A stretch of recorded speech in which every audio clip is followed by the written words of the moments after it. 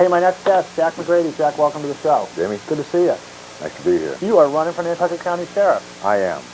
Now, we've had the sheriff candidates on. We spoke a little bit today, earlier, and we've had our sheriff candidates on, a lot of them, who have all been knocked out in the primary. Yep. So we've got a few guys left, one of whom is you, and Doug Bennett, the plumber, not the electrician.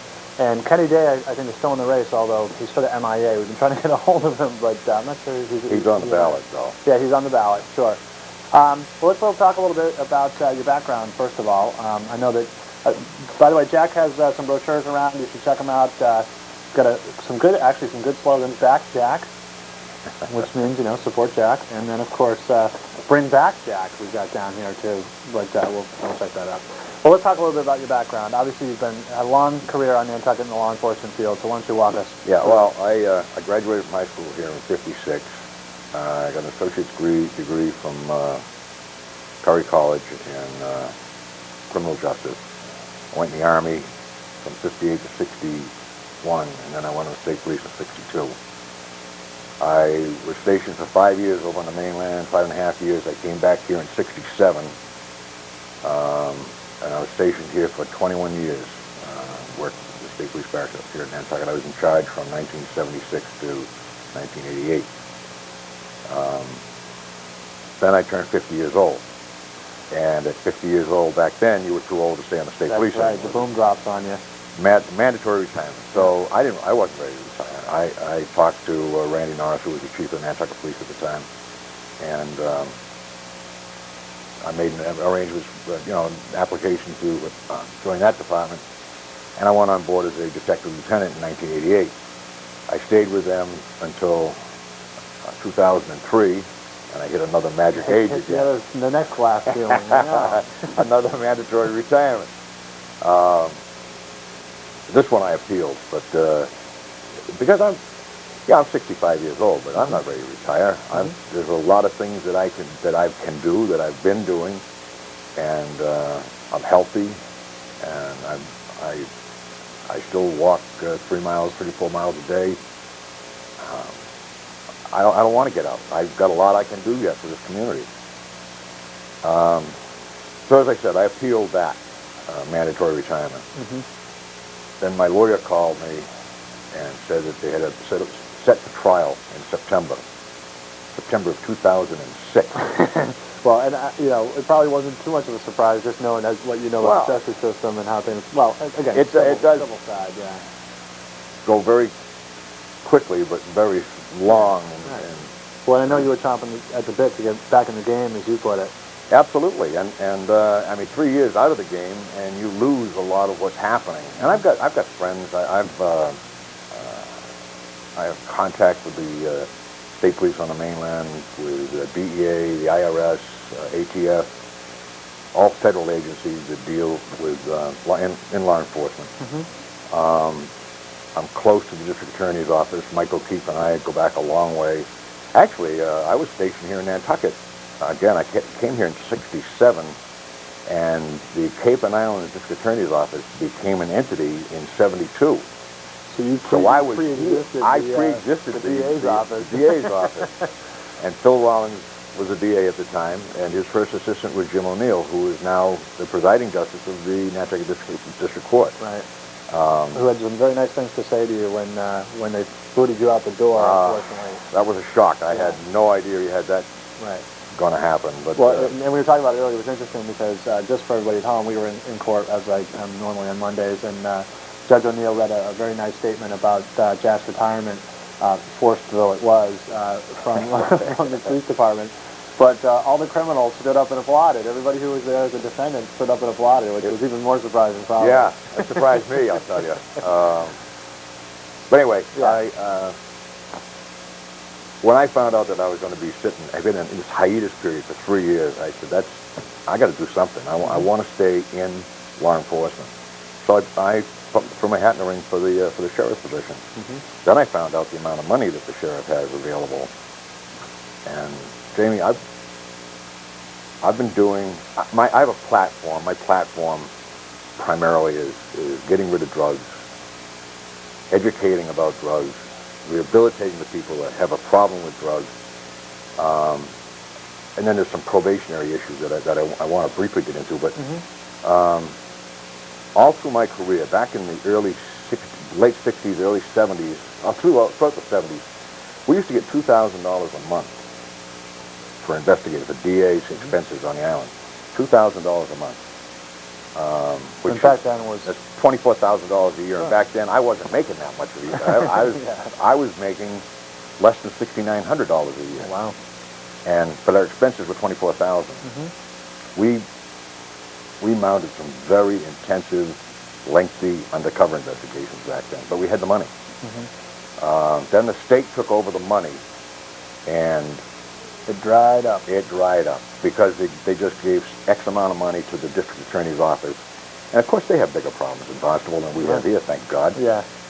So we didn't get as big a piece of the pie.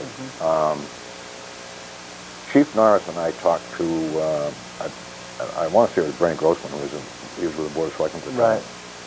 And they made arrangements to slide $10,000 a year over for drug investigation.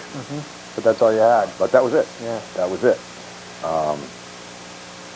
And with that $10,000, we had to hire a person, pay him.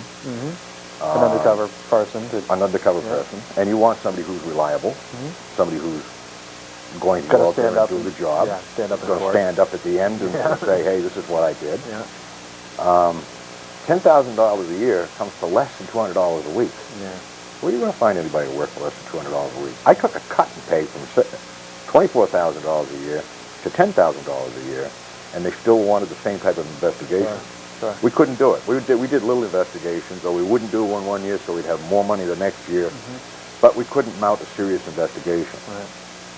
Now, if I'm elected as sheriff, there's a lot of money I can use for undercover investigations. I've spoken with Detective Lieutenant John Allen. He's the one in charge of the Cape Cod Drug Task Force.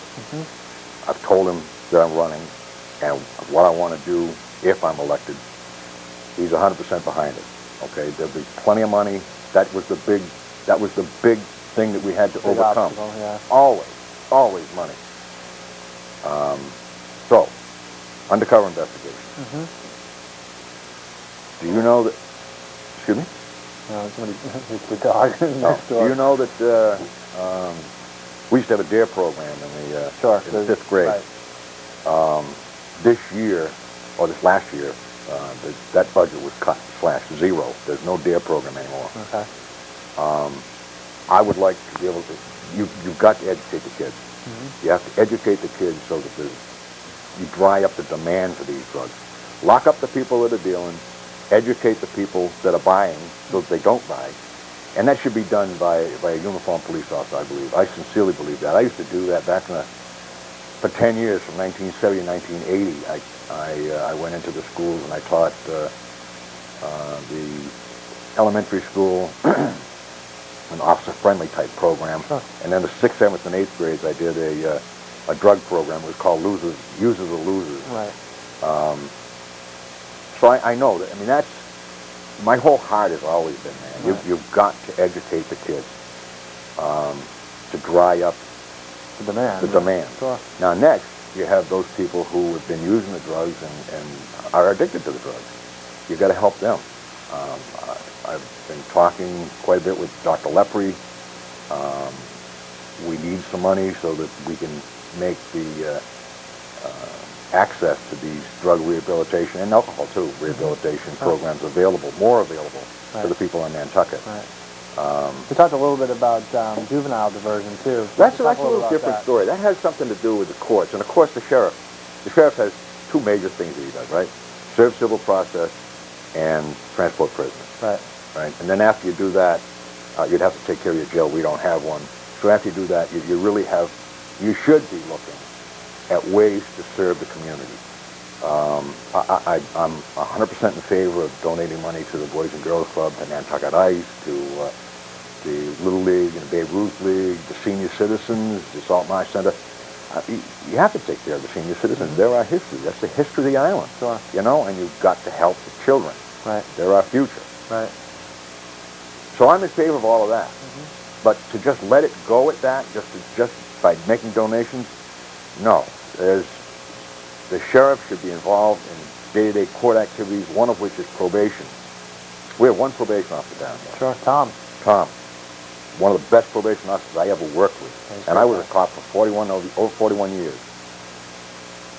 Tom's in supervising over 150 probationers. Can you believe that?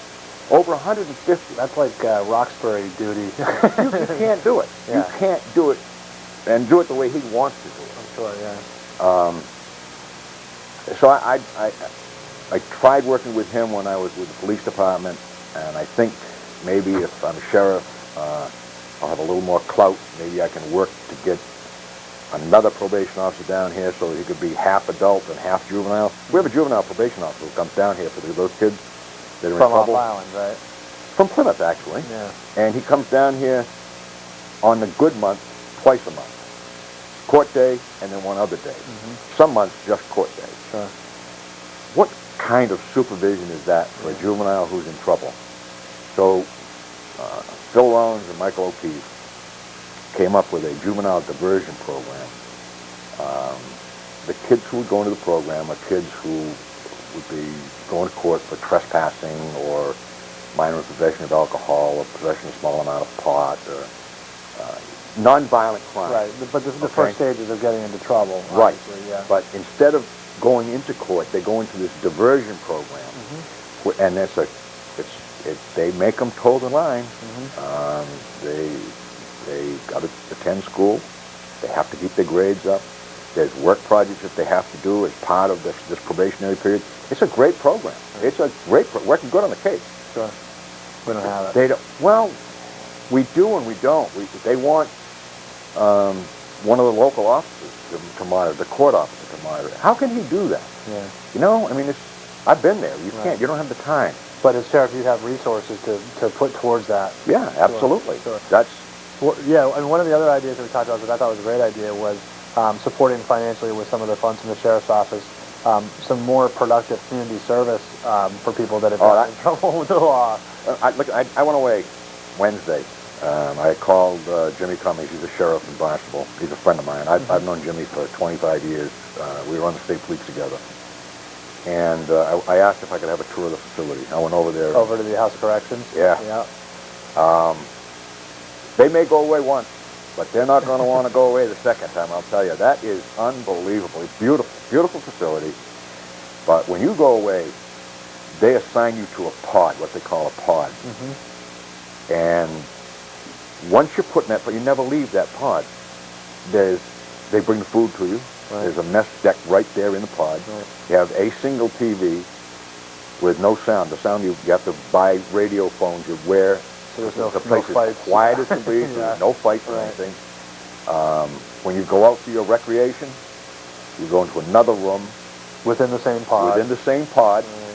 And they raise large windows with steel mesh. Yeah. And that's your indoor-outdoor activity. So in that little room,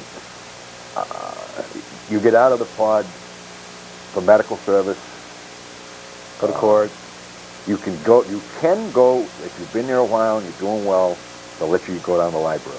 But if not, you have to ask them for a book, and they'll get the book and bring it to you. You don't leave the pod. Wow. You do not leave. They're not going to want to go back. Sure. Okay? So I feel there are probably going to be more people on probation. This could be a good thing. Right.